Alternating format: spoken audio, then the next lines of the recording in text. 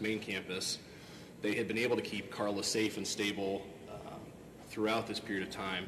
When Karla initially became unstable at a women's hospital and became unresponsive, she was immediately intubated, stabilized. Her blood pressure was maintained for her transportation to Methodist main campus, where they continued to maintain her in a fairly stable state, as stable as a patient can be in these situations. We evaluated Angel throughout this process as well. Karla was only 22 weeks pregnant at this stage, and he appeared to be fine. He had a normal heartbeat throughout the process and appeared to be active. So the next day, the afternoon of February 10th, we had a very large multidisciplinary meeting. Approximately 30 people sat down to discuss Karla's case and discuss with the family what the family wanted us to do. At 22 weeks, a baby can't survive outside of the uterus or outside of the womb. And so if we were going to try to give baby Angel any chance at survival, we were going to have to try and prolong Karla's pregnancy as long as possible, with the minimum being approximately 24 weeks. After sitting down at the meeting discussing with multiple specialists, including ourselves and Karla's family, they asked us to try and prolong Karla's life and try to maintain her as long as possible for Angel's benefit. And so after that discussion, and also discussing the long odds of being successful, we agreed to that as well. On February 16th, Karla reached 24 weeks of pregnancy, and at that point we decided she should be transported out to the women's hospital to be closer to our NICU care primarily, as well as to be closer to emergent obstetric care. At 24 weeks, we had talked that that was the earliest time that would be even potentially possible to save the baby. Having her at Methodist main campus would potentially make it more difficult if there was an emergency to get obstetric care to Karla, as well as to get Angel delivered and have emergent NICU care available for Angel. So based on those concerns, speaking with the family, Karla was transported out to Methodist Women's Hospital on February 16th. The remainder of her care occurred here in our ICU. We were able to provide all the same care she was afforded at Methodist main campus here in our intensive care unit, with all the same staff, but with the benefits of obstetric care being immediately available 24 hours a day, anesthesia care being available 24 hours a day, as well as having our neonatologists and their teams available 24 hours a day. We were able to keep Karla fairly stable for multiple weeks, and then the first week of April, she began to become more unstable.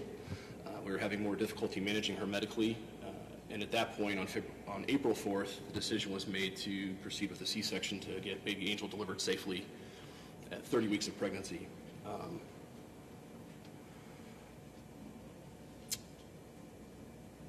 Dr. Summer-Shealy performed her C-section. The C-section was very straightforward. The NICU team was available. We again had a very large team available in the room, both before and after the delivery for Karla, as well as baby Angel. And that's essentially the summary of her care. I'm Dr. Andy Robertson. I'm medical director of the perinatal center here at Women's Hospital. I was one of the physicians on call the night Karla came in. I evaluated her and went to the main hospital with her. And myself and one of the neurosurgeons were the ones who initially had to tell the family that her condition was fairly grim. After we stabilized her and decisions were made to try to maintain the pregnancy, as medical director, it was my responsibility to coordinate all the care.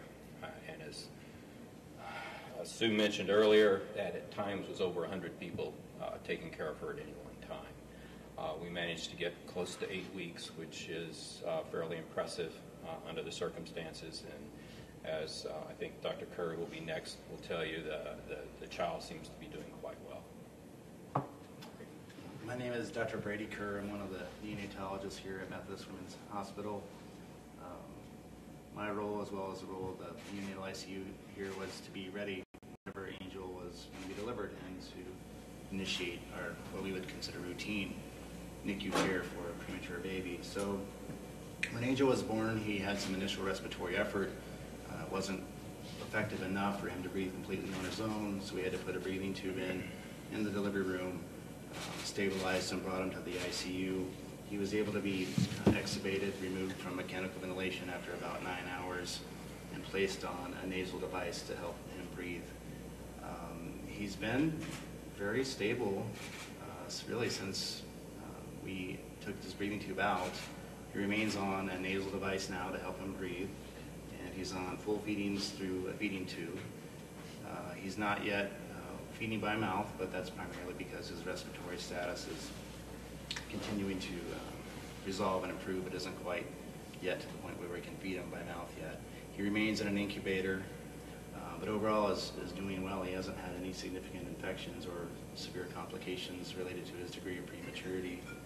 Again, he wouldn't have done this well if we weren't able to prolong Karla's pregnancy to the point where the rest of his organs had more time to mature and develop, specifically his lungs.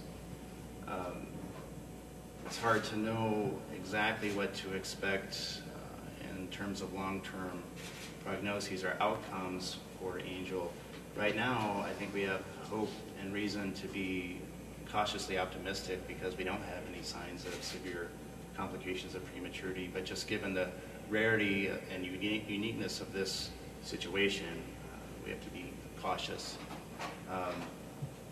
So he remains in the NICU. He's been in the neonatal ICU about a month. He'll probably be there at least another month or so. He still has some goals that we haven't yet achieved that we're continuing to work on, and those things would include being able to maintain his body temperature outside of an incubator. He's still a little too small to come out yet. We'd like to get him breathing completely on his own without any assistance from any nasal respiratory support. And then we'll have to work on allowing him to learn how to eat by mouth. So he still has some goals to achieve to go home, but he's still doing very well. And I'm Tiffany Summer-Shealy, and I had the privilege of being Karla's OBGYN for both her first and second pregnancies, and was able to deliver both of her children. I sit in a very unique position as a member of this unique team. I was the only one to have known Karla before her brain bleed, and so I kind of sit in a very unique position. Like her family and her friends, I have found her inspirational even before her brain bleed. She did have a long-standing history of juvenile rheumatoid arthritis, and this has left incredible damage to her joints, which put her in a position to have chronic pain in her back and other joints, as well as her hips. And so many pregnant women will complain of muscle aches and pains, but for Karla, she had a lot more hurdles to cross during the pregnancy. I've always found her as being a total non-complainer. Why I always thought she was always a special patient to me even before all of this. I think it's funny that her friends describe her as loving to dance, because by the time I had met her 3 years ago, and after the many years of her juvenile rheumatoid arthritis, she actually had such bad joint damage that very recently she found it very hard to even walk around without discomfort. She had a very difficult time getting up and around, and yet she always had a good outlook, very positive, and would really like to dance with her friends, even though she had a hard time walking. Although rheumatoid arthritis is not known to cause infertility, frequently women with this disease are counseled not to get pregnant, not so much about their disease process itself, but for the medicines that they are on to help control their disease process, and especially discomfort or pain caused by the disease. To Karla, pregnancy was so important to her and her partner that she chose to go off all of these medicines while trying for pregnancy. She and her partner came in for preconceptual counseling. They were very, very excited to have this baby. She had a history of having a full-term healthy pregnancy in the past, so we really expected no problems to come from this pregnancy. But it really goes to show you that she planned this, she really wanted this baby, and I'm sure she was quite uncomfortable being off of her medicines, but it was more important to her to have a healthy pregnancy than it was to be comfortable. I guess the thing that strikes me most about this situation is not only Karla's strength of character, but her family's resiliency throughout this whole thing, and with her grim prognosis and the reality of her situation. They never stopped hoping, they never stopped praying, and to them, I find them very inspirational as well. I likewise would like to say thank you to the entire team. It's a very unique group of individuals, and I think that they exhibit the true meaning of care, which is Methodist's kind of motto. There were nurses and nutritional helpers and pharmacists, and the whole team really not only took care of Karla from a medical standpoint, but also helped to take care of their family and support them as well. There were very few days where I didn't walk in where there was not poppy seed bread or monster cookies or meals brought in by my own clinic nurses for the family, or teddy bears that were made by the chaplaincy, as remembrances of Karla. So I'd just like to say thank you, and it was an honor to be a part of the team. I'm Jessica Roth. I'm the Clinical Services Manager for Nebraska Organ Recovery. I had the unique position and honor, first of all, to collaborate with this team and lead our team of professionals to help Karla also create a legacy after she gave birth to Angel through the gift of organ donation. So once she was actually declared brain dead, I did collaborate with this team and very closely with Dr. Lundgren to make sure that her decision that she had made prior to her death was honored. She actually did also renew the lives of 4 other people through her gift of life with both her kidneys, her liver, and her heart. And then I had the special privilege to get to work very closely with Dr. Lundgren and honor him after that for collaborating with our team and ensuring that we were able to be a part of this after.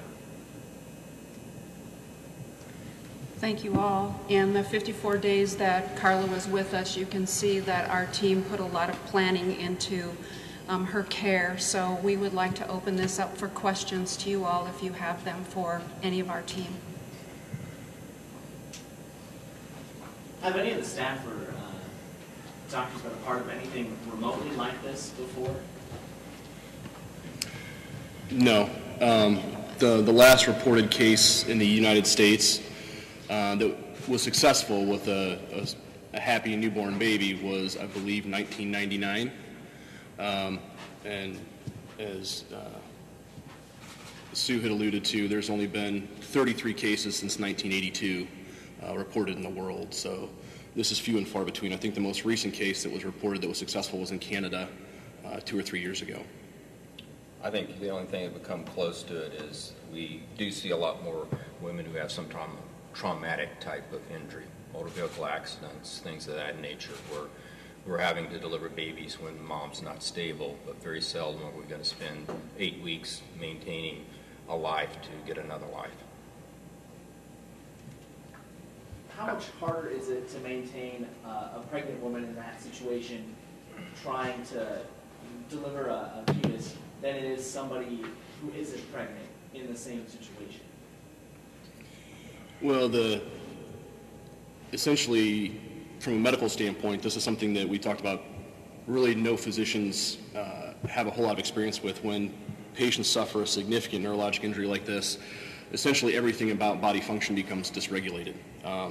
The brain's responsible for blood pressure, the chemicals in the blood, responsible for managing kidneys, liver, all these different functions, and when those become unregulated, it becomes extremely difficult to manage all those systems, and that's why we had multiple physicians, multiple specialties involved to help regulate all those systems and help manage them.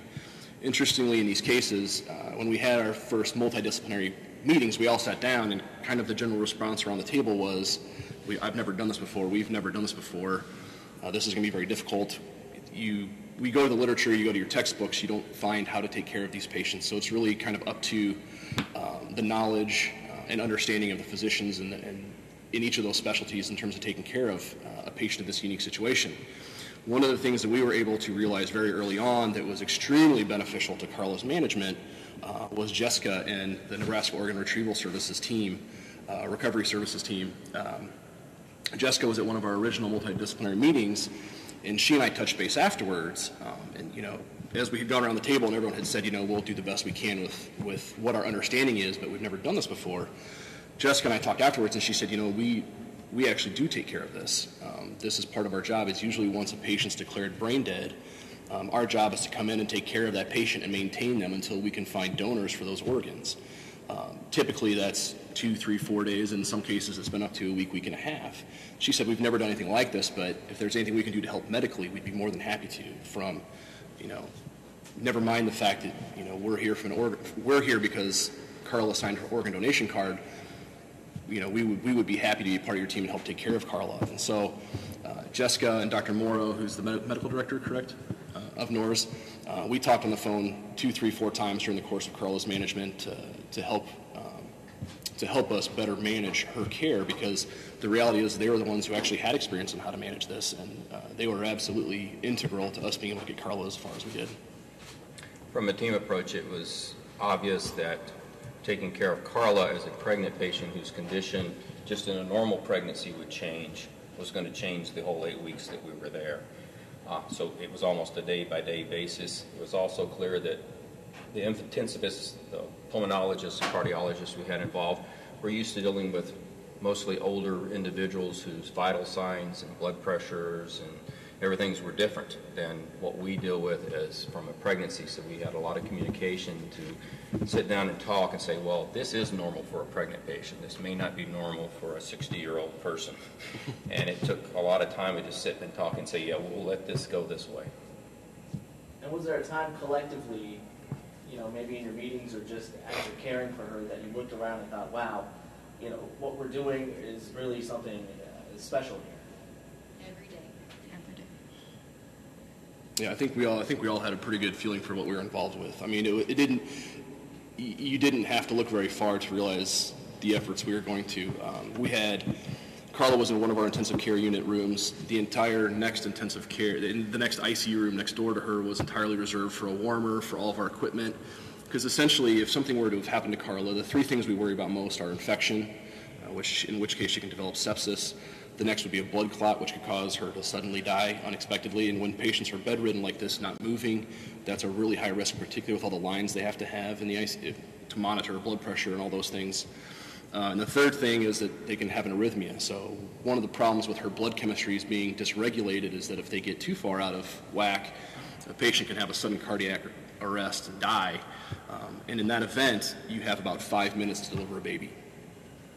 So that was the impetus for getting her to Women's Hospital, was if something were to happen to her, we had a very short time period to hopefully get a healthy baby out. And so we had an entire ICU room set up to take care of Angel if Karla had to be delivered. And at the same time, we had all the instruments necessary in order to deliver Karla in her ICU room if that had to be done. And the nice thing was it wasn't an emergency. Her condition gradually deteriorated, so we had time to set things up. Gave us a lot more leeway as to when we delivered Angel. I guess, can you talk about the initial hemorrhage? You said she had a headache. Is this something that there's typically warning signs for? Is this something that, I guess, bad luck? There are different types of cerebral hemorrhages occur for different reasons. We don't really know why she had the bleed. Some types of hemorrhages that are related to aneurysms, which are little blood blisters on the blood vessels, can have what's called a sentinel event, where they'll have a mild headache and then later have nothing. But what's called an AVM, arterial venous malformation, can just out of the blue pop. And to be honest, pregnant women, because of their extra blood volume, are actually at an increased risk to have that happen. So just the fact that she was pregnant probably predisposed her to her bleed.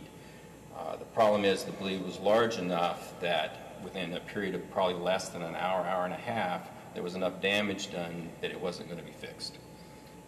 That was the biggest issue. Some of the bleeds would have been small and they would have been able to treat it differently, but this was basically a massive hemorrhage.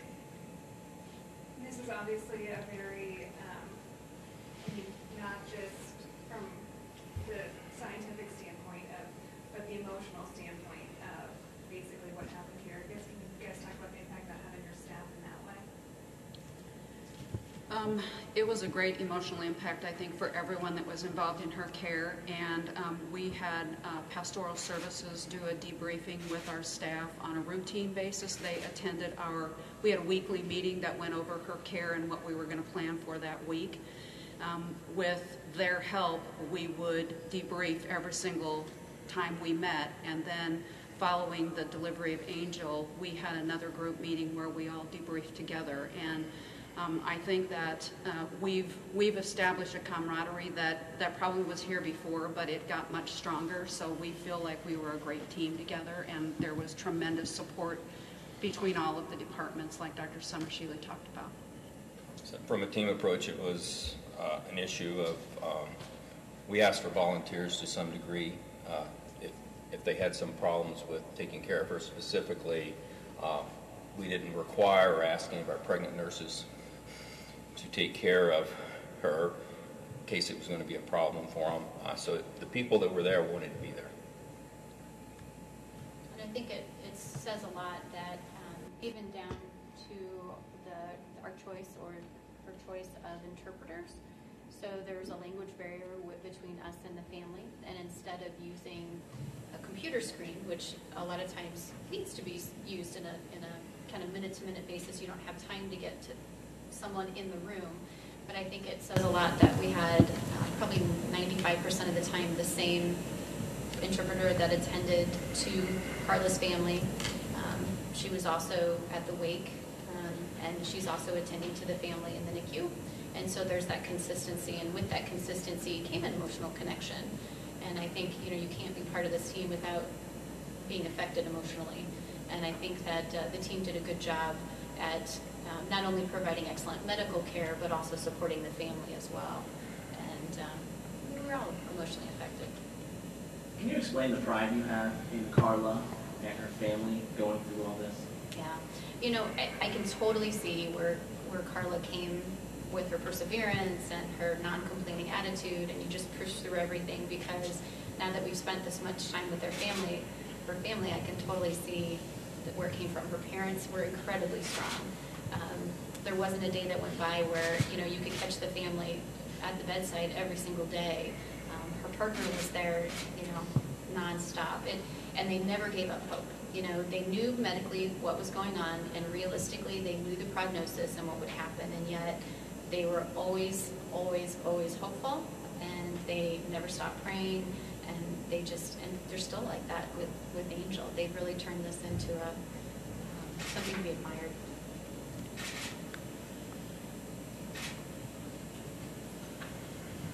Thank you very much. Any other questions? Any closing comments by Neil? Well, any long-term health risks for Angel beyond low birth weight in